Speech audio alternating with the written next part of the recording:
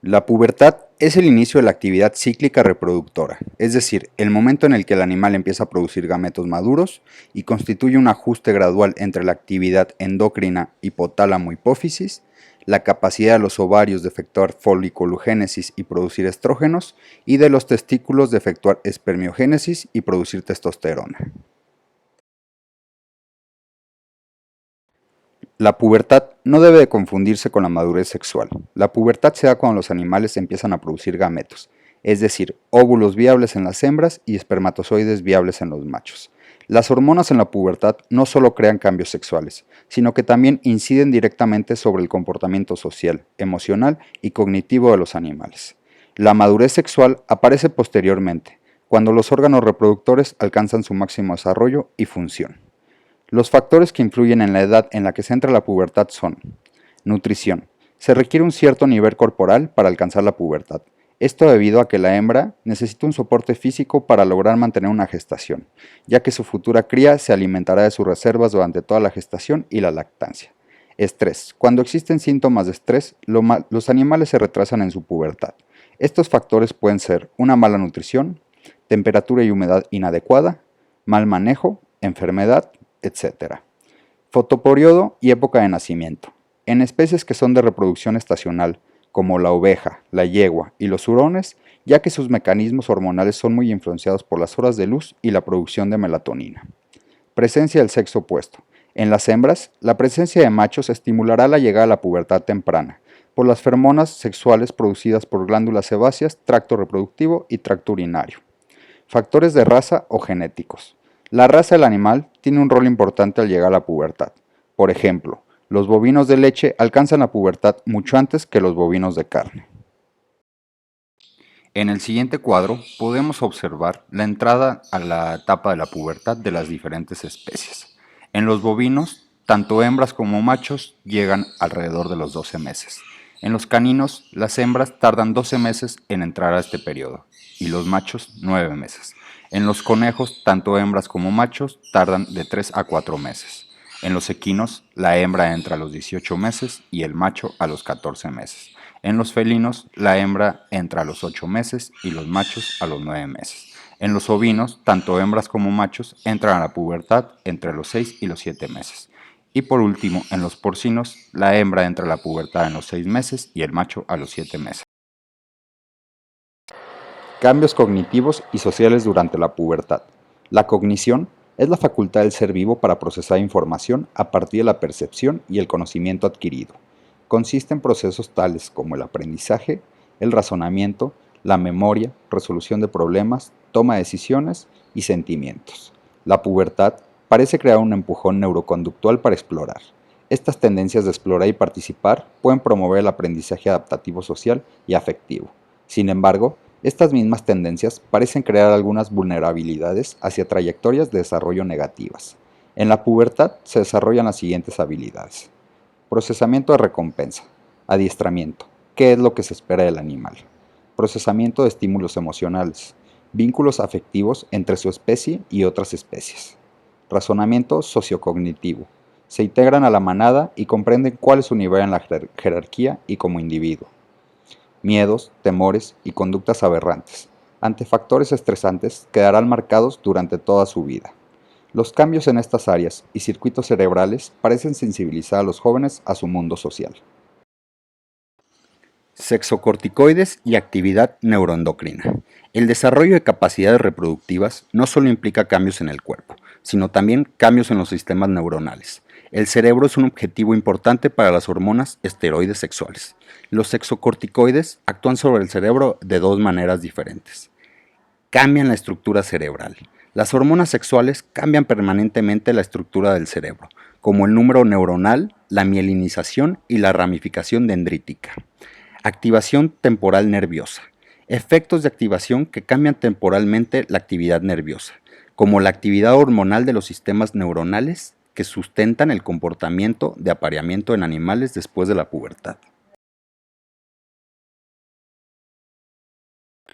Cambios físicos en la pubertad. Involucramiento del aparato esquelético y muscular. Se da un crecimiento acelerado tanto óseo como muscular. Cambios en la composición corporal. Aumento de la grasa corporal formando reservas energéticas, aumento de la grasa parda y aumento de la masa magra. Signo de Flehmen. Es un tipo particular de movimiento de retracción en los labios de ungulados, félidos y muchos otros mamíferos, que facilita la transferencia de productos químicos odorantes en el órgano vomero-nasal. Este comportamiento permite que los animales detecten odorantes, por ejemplo, de la orina de otros miembros de su especie. Permite que los animales determinen varios factores, incluyendo la presencia o la ausencia de celo, el estado fisiológico del animal y cuánto tiempo hace que el animal pasó cerca. Vocalización.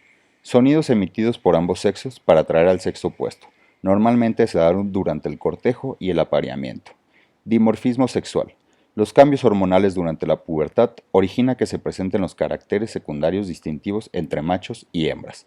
Por ejemplo, en el león, la melena, en los venados, los cuernos, en los reptiles, crestas y papadas, y en las aves, colores llamativos. Signos de pubertad. En las hembras surge la primera ovulación y el primer estro. Muchas veces el celo es silencioso. Esto se refiere al desarrollo folicular y ovulación normal, pero sin presencia de comportamiento demostrativo en la hembra.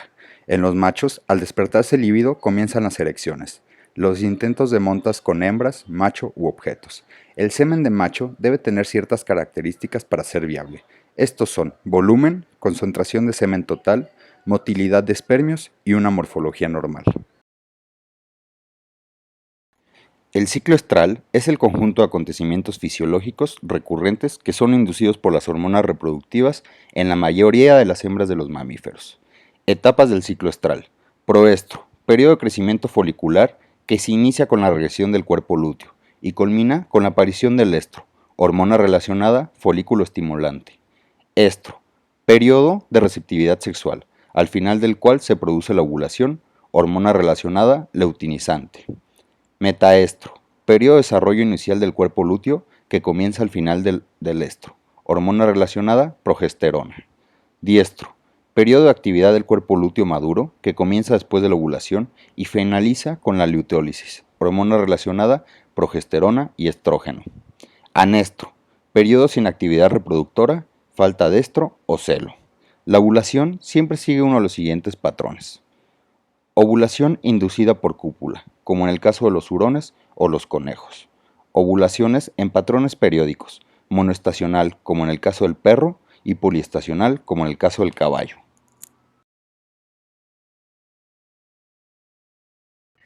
En la siguiente tabla podemos ver los ciclos estrales en las hembras domésticas. Monoéstricas son aquellas que presentan una fase de anestro prolongado, como es el caso de la perra, en el cual el ciclo aparece solo o una o dos veces al año. Por ello, es diéstrica anual. Poliéstricas, presenta ciclos consecutivos.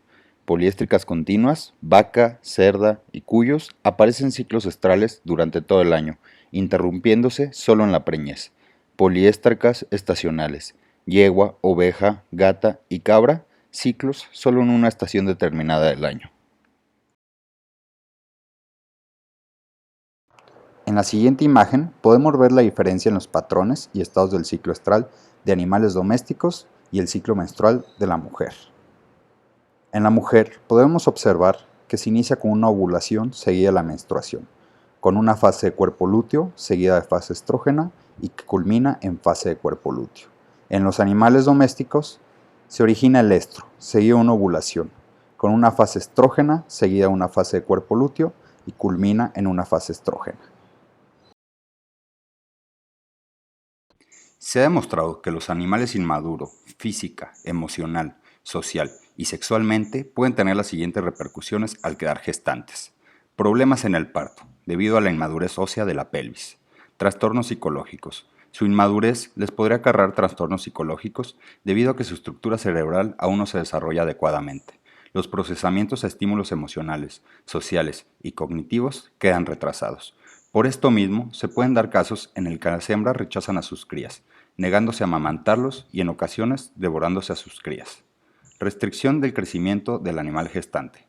Al quedar gestante un animal, se proporciona gran parte de la ingestión y del gasto energético para poder desarrollar al feto, originando que las estructuras del animal gestante inmaduro que no se alcanzaron a desarrollar queden rezagadas y retrasadas. En cuestiones productivas, se ha demostrado mediante estudios que la tasa de concepción entre la pubertad y la madurez sexual es significativamente mayor. La tasa de preñez en la pubertad, el primer estro, es sobre el 55%, y a la madurez sexual, sobre el tercer estro, es del 80%. De igual forma, las estructuras ováricas en la madurez sexual son mayores, como por ejemplo los folículos más grandes de 8 milímetros tienen una tasa de preñez del 60%, y los folículos pequeños, menores a 8 milímetros, tienen una tasa de preñez del 40%. De igual modo, el diámetro uterino mayor a 1.5 centímetros tiene una tasa de preñez del 60%. De 1 a 1.5 centímetros tiene una tasa de preñez del 45% y menores de 1 centímetro tienen una tasa de preñez del 40%. Hormonas que influyen sobre la pubertad de los animales. Hormona liberadora de gonadotropinas o GnRH.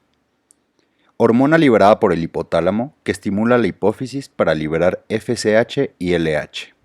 Hormona folículo estimulante o FSH. Regula el desarrollo, el crecimiento, la maduración puberal y los procesos reproductivos. En las hembras, esta hormona activa la maduración del folículo. Hormona leutilizante o LH. En la hembra es responsable de la síntesis de estrógenos por los folículos, induce la liberación del óvulo y en los machos actúa sobre las células de Sertoli. Es necesaria en la espermatogénesis. Los andrógenos. Son hormonas sexuales masculinas y corresponden a la testosterona, la androsterona y la androstenediona. Son segregados por los testículos en las células de Leydig cuando son estimuladas por la LH. Da origen a los caracteres sexuales secundarios masculinos, el comportamiento sexual y el líbido. Progesterona. Es la hormona de mantenimiento de la gestación en todas las especies. Fisiológicamente es producida por el cuerpo lúteo. Durante la gestación es producida por la placenta, en algunas especies como la yegua, perra y la gata. Las funciones reproductivas de esta hormona comprenden la liberación de ovocitos maduros, implantación, mantenimiento de la gestación, crecimiento del endometrio como preparación para el proceso de gestación. Estrógenos. Es la hormona responsable de los caracteres secundarios femeninos, cambios en la grasa corporal, desarrollo y crecimiento mamario, estimulación de la proliferación celular del útero, maduración de los ovarios y la producción de las hormonas esteroides durante la fase luteal de la gestación. También se encuentran implicadas en el control de la conducta sexual femenina a nivel del sistema nervioso central. Inhibina. Tiene relación con la testosterona producidas en las células de Sertoli en testículos y con los folículos antrales en los ovarios. Las inhibinas realizan su acción sobre la hipófisis frenando la liberación de la FSH.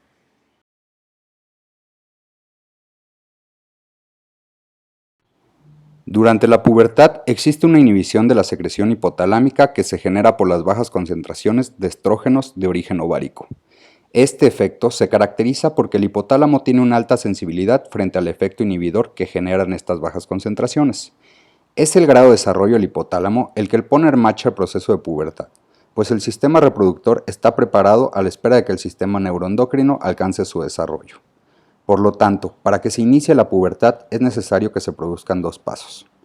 El primero de ellos es la disminución gradual de la sensibilidad del hipotálamo a la retroalimentación negativa que ejercen estas bajas concentraciones de estrógenos. Al disminuir la sensibilidad a estos, el hipotálamo comienza a secretar el GnRH, que a su vez estimula la liberación de LH y FSH, permitiendo que los folículos pasen de la fase antral a la fase productora. El segundo requisito es la capacidad del hipotálamo para responder a la retroalimentación positiva, originada por las concentraciones crecientes de estrógenos sintetizados por los folículos.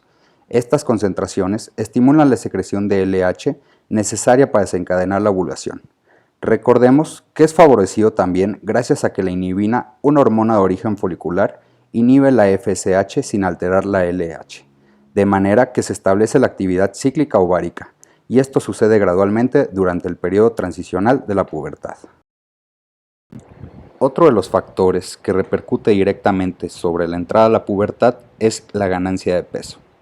Se estima que alrededor del 70% de ganancia de peso, el animal liberará leptina por medio del tejido adiposo, la cual se irá a las neuronas hipotalámicas que producirán quispeptina, un precursor del GnRH.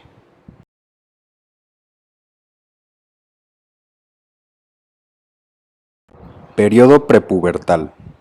Las hembras producen bajas cantidades de estrógeno y tienen una alta sensibilidad hipotalámica a la retroalimentación negativa de los estrógenos, lo que produce una baja frecuencia de pulsaciones de GnRH.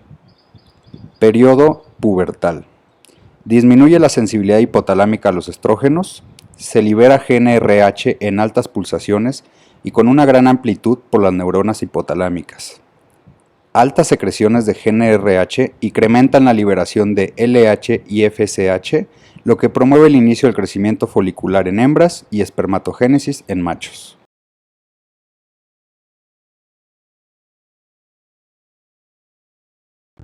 Como podemos observar en el siguiente cuadro, el desarrollo del aparato reproductor masculino, testículos y vesícula, y la cantidad de ácido cítrico en la vesícula van desarrollándose gradualmente desde el nacimiento. No es hasta los 5 meses, dependiendo de la especie, cuando se inicia la proliferación de las células de Sertoli, encargadas de la maduración de los espermios por influencia de la FSH, y de la regulación de las células de Leydig, encargadas de segregar la testosterona. La testosterona juega un papel clave en el desarrollo de los tejidos reproductivos y en la promoción de los caracteres sexuales secundarios, como por ejemplo el incremento de la masa muscular y la masa ósea. En la pubertad, la testosterona influye directamente sobre el incremento del líbido y la frecuencia de erecciones, crecimiento del tejido espermatogénico en los testículos. En la siguiente imagen podemos ver el proceso de espermatogénesis, en la cual las células sufren diferentes replicaciones de mitosis y meiosis para formar a los espermatozoides. Espermatogénesis es el proceso mediante el cual se forman los espermatozoides. Fases de la espermatogénesis. Fase espermatogónica. A partir de una célula madre germinal se forman las espermatogonias tipo A. Estas, por mitosis o división celular, darán lugar a unas espermatogonias tipo A y B. Tipo A. Seguirán replicándose y pueden dar lugar a espermatogonias del tipo A y B. Tipo B. Darán lugar a un espermatocito primario, que a su vez dará lugar a 4 espermatozoides maduros una vez haya acabado la espermatogénesis. Fase meiótica. Es la etapa en la que se inicia un nuevo tipo de división celular, la meiosis, que reduce la información genética a la mitad. Gracias a ella se producen unas células haploides denominadas espermatidas. Podemos dividir la meiosis en 2 subetapas. Meiosis 1. Cada espermatocito primario da lugar a 2 espermatocitos secundarios haploides. Meiosis 2. En cada espermatocito secundario se producen 2 espermatidas, por lo que en total de cada espermatocito primario diploide obtenemos 4 espermatidas haploides. Espermiogénesis. Es la última etapa de la formación de espermatozoides. Ocurre la maduración final de las espermatidas para dar lugar a los espermatozoides maduros. Finalmente, los espermatozoides maduros se liberan al centro del túbulo seminífero.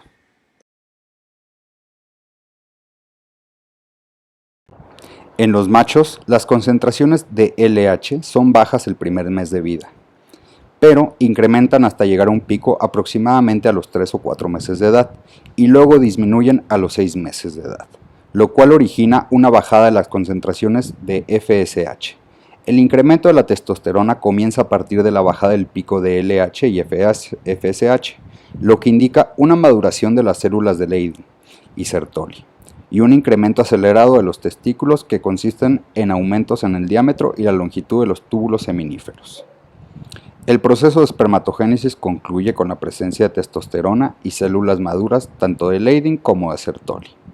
La inhibición hipotalámica puede disminuir de manera transitoria para permitir el aumento postnatal temprano de la secreción de LH, mientras que la retroalimentación negativa androgénica testicular probablemente contribuye a la disminución de la secreción de gonadotropina a los 6 meses. Varias líneas de estudio han llevado a sugerir que la secreción de gonadotropinas postnatal temprana es fundamental para iniciar el proceso de maduración sexual en el ternero.